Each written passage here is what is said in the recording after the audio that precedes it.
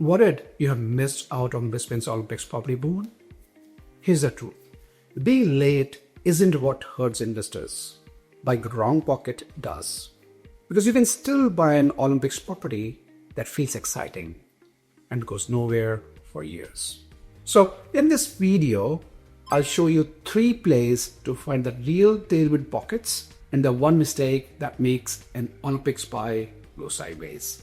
I've pulled apart the 2032 delivery plan, the housing impacts, and the transport corridor maps. And if you buy wrong, you don't just miss growth. You can lose yields while your borrowing power gets bent.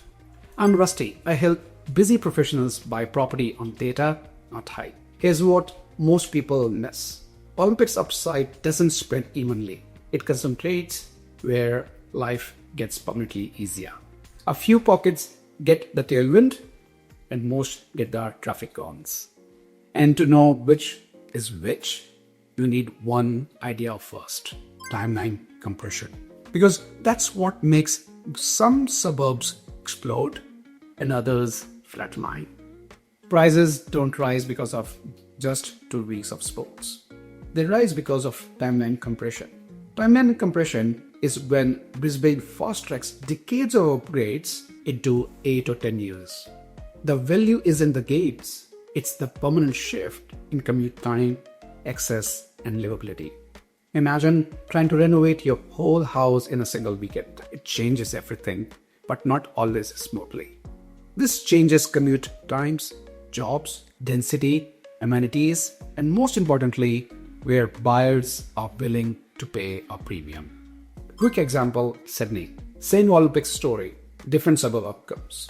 Some got lasting excess gaze, others got oversupply and disruption. For example, a Sydney Olympics Park unit sold in 2021 for $210,000 less than its 2017 price. So how do you avoid that fate? So here's the rule. Don't buy into the hype zone, buy where there's a permanent advantage. Now apply that to Brisbane and becomes your first filter. Not near the stadium, but does this permanently improve access, jobs, or livability? For example, if a new train line cuts your commute in half, that's real, lasting value.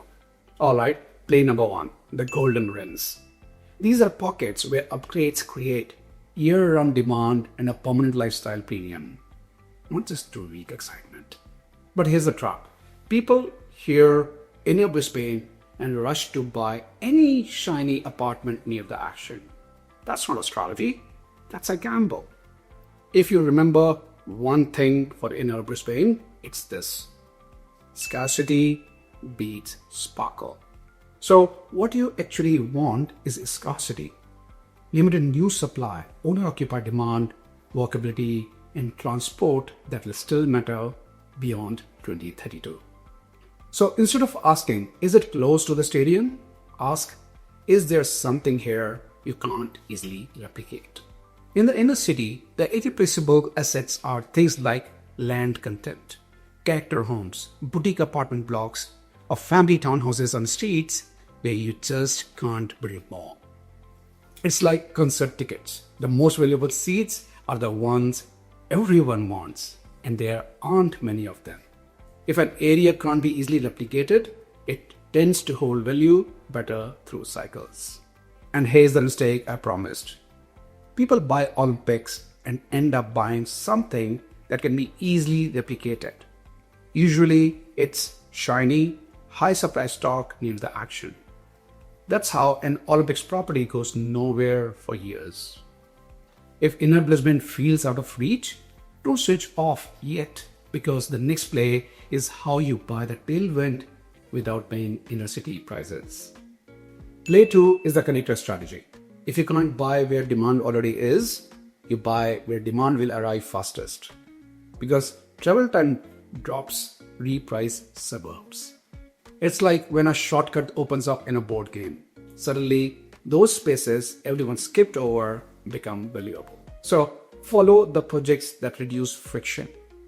Faster train lines, major new roads, new stations, big bus interchanges, or clusters of jobs like business parks or hospitals. Studies show properties near new train stations usually see an uplift by the time the line opens. We even saw it in Sydney recently. After the metro opened, suburbs like Glenwood that got a station jumped about 10% value while others lagged. Here's how I want you thinking. Commute time is currency. If a suburb effectively becomes closer to the CBD, you can get uplift in value, no miracle needed. But here's the guardrail. If it only works once the project is finished, it's speculation. If it works today and the project is a tailwind, that's investing. You don't need a miracle suburb. You need a suburb that becomes meaningfully closer.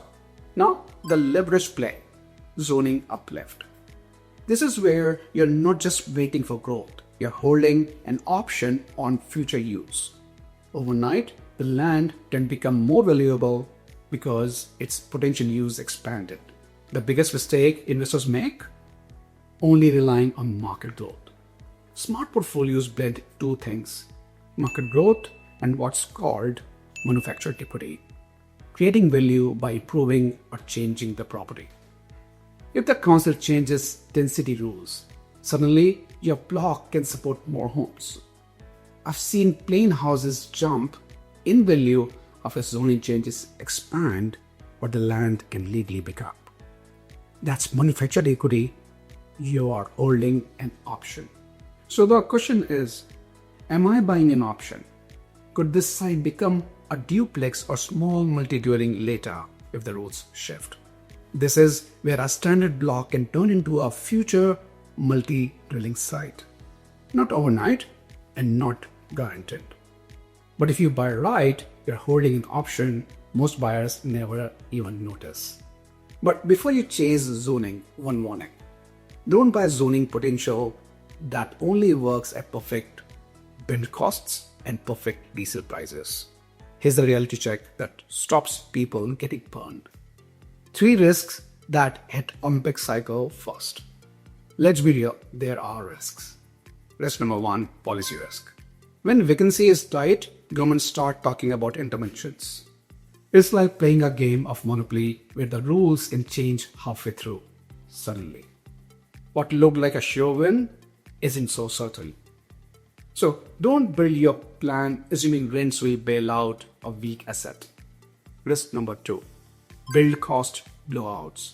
As major projects ramp up, trades get scarce and renovations get expensive. Imagine planning a road trek with a set budget, only to find out that petrol prices have doubled when you are halfway there. If your whole plan depends on a cheap renovation in the late 2020s, you might get a nasty surprise. Risk number 3, oversupply risk. If a pocket can be flooded with near unidentical stock, your growth gets capped even if Brisbane grows. So my practical rule is, buy a fundamentally strong asset first. If you're planning to improve the property to boost its value, that's called a value add, think renovation or upgrades, lock the plan and the numbers in early. Don't buy a property that only works if everything goes perfectly. So here's your fork in the road. Option 1, you wait hoping the perfect time appears. Option 2, you buy near a stadium because it feels obvious. Option 3, you get strategic and buy the permanent advantage. If you want help mapping this out for your situation, I do offer a strategy session where we'll overlay your goals, budget, risk profile on a map of these opportunities. Basically, figure out your custom game plan. Click the link below if you're interested. Otherwise, I hope this gave you a framework to navigate the 2032 bars. Subscribe for more deep dives like this and drop a comment with 2032 and your budget. I'll reply with the first filter I'd use for you. I'm Rasti from Get Your Properties. Buy the right asset in the right pocket for the right reason. See you in the next one.